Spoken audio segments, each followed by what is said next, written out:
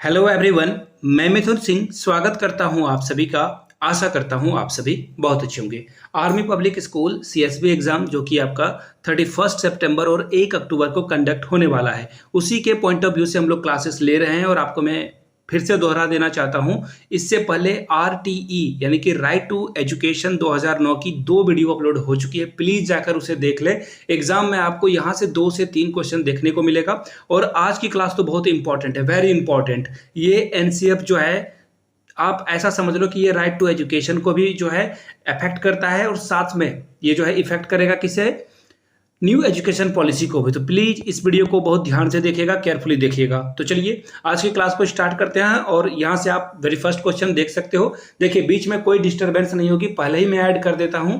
जिनको मेरे hand retain notes चाहिए 499 में आप इसे एक्वायर कर सकते हैं। मैं आपको बता दूं, मैंने आर्मी स्कूल खुद से जो है 3 टाइम्स कर रखा है और ये क्लास आप देखोगे आपको आइडिया लग जाएगा कि मेरे हैंड रिटेन नोट्स कैसे होंगे। अगर किन्हीं को चाहिए होगा तो यहाँ से मेरी ईमेल आईडी देख लो, yourmithunsingh@gmail.com पे आप मुझे मेल कर सकते हो। If you are Instagram then do follow me @iMithunSingh। वहां से जो है आप नोट्स के लिए इंक्वायरी कर सकते हो। तो चलिए अब सीधे क्लास की ओर चलते हैं और वेरी फर्स्ट क्वेश्चन से हम लोग स्टार्ट करेंगे। Curriculum framework for quality education was published in. आपको बस ये बताना है कि जो करिकुलम फ्रेमवर्क है वो सबसे पहले कब पब्लिश हुआ था, उसका जो है डेट आपको जो है उसकी ईयर आपको जो है यहाँ पे मेंशन कर देनी है। बहुत ही फैक्चुअल क्वेश्चन है।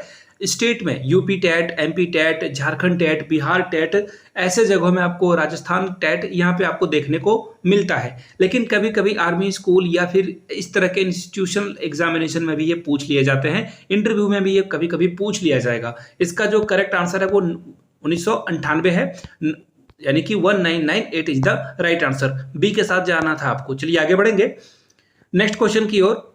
Dash was the chairperson of the national, देखो ये बहुत इंपॉर्टेंट है कि जो नेशनल स्टीयरिंग कमेटी थी एनसीएफ 2005 के, उसके चेयरपर्सन कौन थे। तो देखिए कृष्णकांत ये भी नहीं है, अशोक गांगुली ये भी नहीं है, रंगलाल ये भी नहीं है और सही जवाब है प्रोफेसर यशपाल। और ये जो है पहले साइंटिस्ट रह चुके हैं और एनसीएफ 2005 में जो है इनको चेयरपर्सन बनाया गया था। बहुत इंपॉर्टेंट है, D is the right answer. बहुत सारे एग्जाम में ये क्वेश्चन पूछा जा चुका है। आगे बढ़ते हैं। NCERT reviewed the NCSE. देखो यहाँ पे एसई का क्या मतलब होता है, एसई का मतलब होता है student education, national curriculum framework student education, जो 2000 में लाइट में आया था। ये रिपोर्ट आपको बताना है कि किस पर्पज से ये बनाया गया था। लर्निंग के पर्पज से, लर्निंग विदाउट जो बर्डन है, या फिर लर्निंग विथ बर्डन। ये तो देखो ऐसे ही इनकरेक्ट हो गया, तो पहले या दूसरे वाले में कौन सा सही जवाब होगा। तो देखिए लर्निंग अच्छी बात है, बट लर्निंग विदाउट बर्निंग, सीखना जो है, बर्निंग नहीं बर्डन, यानी कि बिना किसी बोझ के जो है आपको सीखना है। तो इसका सही जवाब क्या हो जाएगा, ऑप्शन नंबर बी। चलिए आगे बढ़ते हैं नेक्स्ट क्वेश्चन की ओर। The national steering committee in respect of NCF 2005। देखिए इसमें जो है कॉन्स्टिट्यूएंट जो है मेंबर कितने थे, ये आपसे पूछ लिया गया है। तो देखिए इस सवाल का जो है आपको जवाब हमेशा याद रख होना चाहिए कि इसमें 35 मेंबर थे। आई रिपीट, इसमें जो है 35 मेंबर थे और बहुत बार ये एग्जाम में पूछा जा चुका है कि कितने मेंबर थे। शायद यूपी या एमपी टेट के एक सवाल को जो आप देखोगे तो प्रीवियस ईयर क्वेश्चन पेपर में आपको ये मिल जाएगा, वहीं से मैंने ये क्वेश्चन को लिया है। 35 इज द राइट आंसर। आगे बढ़ते हैं। वेट ए मिनट, जी हाँ, अगला सवाल यहां से देखो, question number 5। NCF proposes the evolution system should be based on, यानी कि जो मूल्यांकन का सिस्टम है, यानी कि बच्चे को आप कैसे परखोगे कि वो कितनी तैयारी करके कितनी जो है लर्निंग वो सीख रहा है, कैसे लर्न कर रहा है। तो इसके लिए क्या करोगे आप, उसे मार्क्स दोगे, ग्रेड दोगे, या फिर मार्क्स और ग्रेड दोनों दोगे, या फिर कुछ नहीं दोगे। तो देखिए मार्किंग की बात और ग्रेड की बात एनसीएफ नहीं करता है, बट यहाँ पे ग्रेड का मतलब क्या है वो समझ लो। देखिए हर क्वेश्चन में ना ग्रेड का एक और बात बोलते हैं ना कि किस कॉन्टेक्स्ट में किस बात को बोला जा रहा है। अगर आप यहाँ पे ऑप्शन देखोगे तो दोनों बातें तो होने से रही पहली बात। तो ऐसे में मार्क्स और ग्रेड में जो है ग्रेड ज्यादा बेटर है। अब बोलोगे कैसे, मैं समझाता हूं आपको। अगर आप ग्रेडिंग सिस्टम को समझना चाहते हो, वेट में थोड़ा कलर चेंज कर लेता हूं इसे, यहां से देखो आप।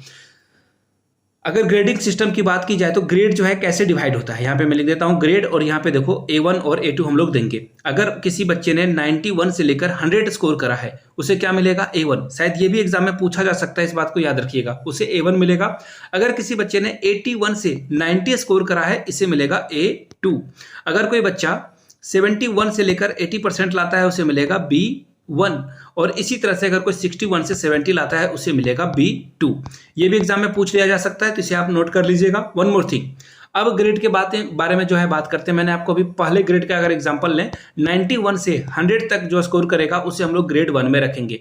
यहाँ पे देखो, अगर कोई बच्चा 92 या फिर 93 या इवन 97, 99 भी लाता है तो यहाँ पे सारे लोग जो है एक ही ग्रेड में आ जाएंगे। तो देखो यहाँ पे कम डिस्क्रिमिनेशन देखने को मिलता है यहाँ पे। तो इसका सही जवाब क्या होगा? Option number B. एक्सप्लेन मैंने शायद ठीक से कर दिया, आपको समझ में आ गया होगा। आगे बढ़ते हैं। The DAS proposed the National Curriculum Framework as a means of evolving a national system of education। देखो, जब भी आप ऐसे क्वेश्चन देखोगे कहीं भी, तो आप इतना समझ लो कि सारे जो कमिटीज है, जितने भी कमिटीज अभी तक बनी है, न्यू एजुकेशन पॉलिसी, RTE या फिर नेशनल करिकुलम फ्रेमवर्क, सभी की माँ जो है वो NPE या फिर आप इसे NEP भी बोलते हो।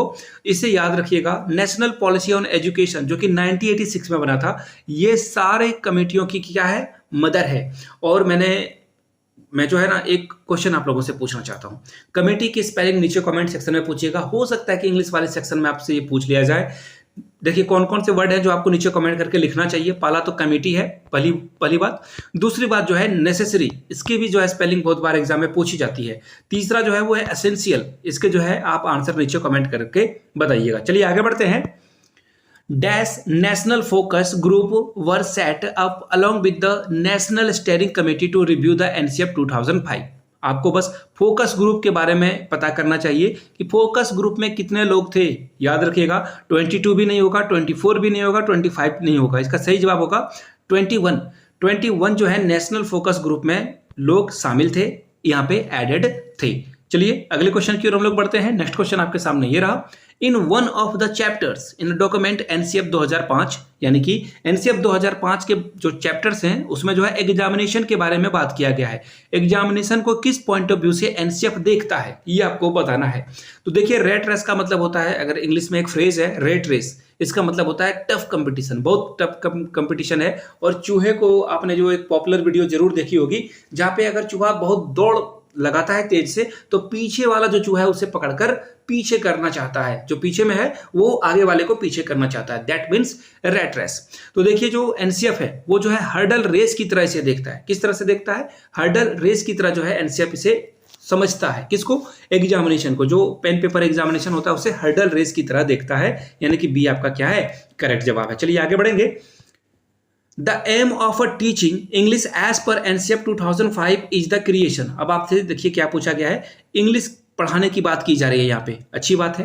अब जो है ये क्या क्रिएट करता है? अगर आप एक जो ट्राई लैंग्वेज फार्मूला है मैंने आप लोगों को बताया था, पहला क्या होगा? मदर टंग होगा, जिसमें बच्चा जो है मदर टंग सीखेगा। अगर मराठी फैमिली में वो पैदा होता है तो मराठी सीखेगा। तमिल, तेलुगु, कन्नड़ा, कहीं भी वो अगर साउथ इंडिया में जो है जन्म लेता है तो वो वहाँ की लैंग्वेज को सीखेगा। That's good. अगर इसी तरह से अगर नॉर्थ ईस्ट में वो पैदा होता है तो असमीज या फिर जो वहाँ के लोकल हैं वो उस लैंग्वेज को सीख लेगा, मणिपुर की लैंग्वेज सीख लेगा। अगर वो हिंदी वाले बेल्ट में पैदा होगा तो यूपी, बिहार, राजस्थान, मध्य प्रदेश, तो यहाँ से वो हिंदी बोलना सीखेगा, तो वो उसकी मदर टंग हो जाएगी। पहली बात। दूसरी बात, हिंदी सीखने की बात की गई है। और यहाँ पे क्या होगा?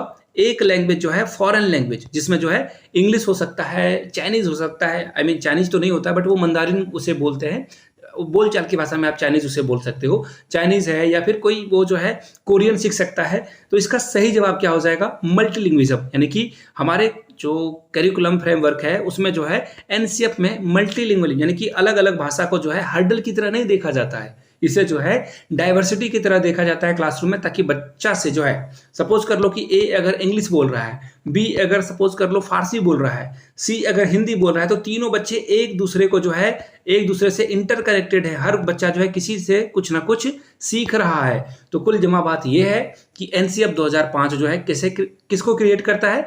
मल्टीलिंग्विलिज्म को, यानी कि बहुभाषिता। इसे हिंदी में ऐसे ही बोलेंगे, B is the right answer. चलिए अगले सवाल की ओर हम लोग बढ़ते हैं।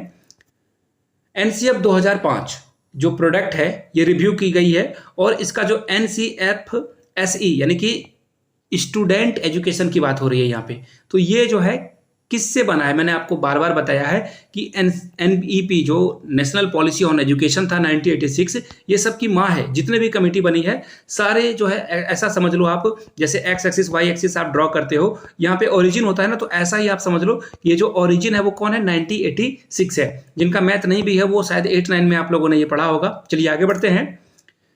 NCF recommends the total homework time. अगर कोई बच्चा 11-12 में पढ़ रहा है या 11-12 के बच्चे जो हायर क्लास के बच्चे हैं उनको होमवर्क देने के लिए कितने समय को जो है ये बांटता है, या फिर जो है बच्चों को कहता है कि इतना देर इन्हें पढ़ना चाहिए, होमवर्क करना चाहिए। तो इसका सही जवाब देखिए, अगर 5 घंटे है ये भी गलत है, 4 घंटे है, 3 घंटे है, इसका सही जवाब है 2 घंटे। 2 आवर्स जो है बच्चा अगर घर में पढ़ता है तो होमवर्क जो है इतना ही होमवर्क मिलना चाहिए कि 2 घंटे से ज़्यादा का वक्त उसे ना लगे। ए इसका सही जवाब हो जाएगा। चलिए आगे बढ़ेंगे नेक्स्ट क्वेश्चन की ओर। Who proposed NCF as a means of evolving a national system of education? मैंने क्या कहा आपको कि जब भी NCF दिखे, न्यू एजुकेशन पॉलिसी 2020 दिखे, कुछ भी दिखे, इसकी जो मदर है वो क्या है? न्यू एजुकेशन पॉलिसी 1986 या फिर education policy on national policy on education 1986। ये इसका सही जवाब हो जाएगा। चलिए आगे बढ़ेंगे। The national curriculum framework 2005 derives it's understanding form. देखिए ये बड़ा सवाल है, ये बहुत ही अच्छा सवाल है। कॉग्निटिव थ्योरी पे ये बेस है? नहीं। ह्यूमनिस्टिक पे बेस्ड है? नहीं।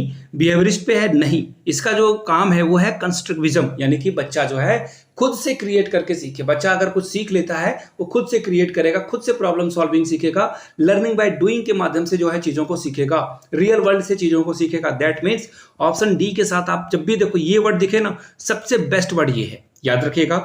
जब भी नेशनल करिकुलम फ्रेमवर्क की बात आएगी वहां पे आपको इसी वर्ड को ध्यान देना है। चलिए नेक्स्ट क्वेश्चन की ओर हम लोग बढ़ेंगे आगे। National Curriculum Framework 2005 strongly recommends that science education at upper primary stage should। देखिए किसकी बात की जा रही है? नेशनल कैरिकुलम फ्रेमवर्क की बात की जा रही है। किसकी बात हो रही है? साइंस एजुकेशन की बात हो रही है। किस क्लास के बच्चे के लिए हो रही है? अपर प्राइमरी के लिए बात हो रही है। शुड बोल दिया गया है, यानी कि फॉलो करना है। देखिए क्वेश्चन में ना क्या क्या आपको दिया गया है और कैसे कैसे आप उसे निकालोगे। एनसीएफ की बात हो गई, यहाँ पे देखो स्ट्रांगली रेकमेंड करने की बात कर रही है। कहाँ से? 6 to 8 में। चलिए अब जो है हम लोगों ने जो है क्वेश्चन को छोटे छोटे पार्ट में डिवाइड कर दिया है। अब आंसर भी हम लोग आसानी से इसे निकाल लेंगे। कैसे?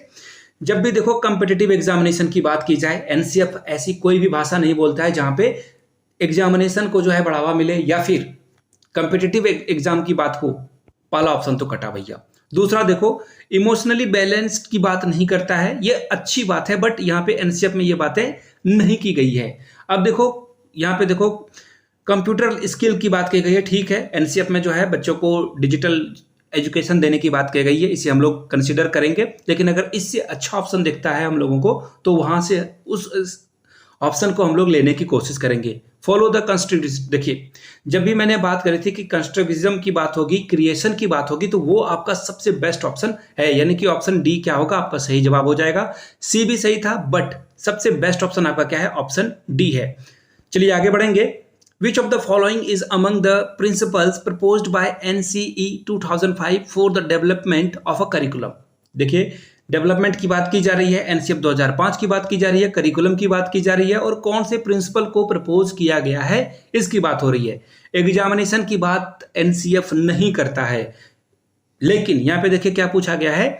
यहाँ देखो एग्जामिनेशन को फ्लेक्सिबल बनाएंगे, बहुत अच्छी बात है। एग्जामिनेशन को फ्लेक्सिबल बनाने के लिए ही हम लोग जो है नए नए एजुकेशन फ्रेमवर्क को लाते हैं, दैट्स गुड।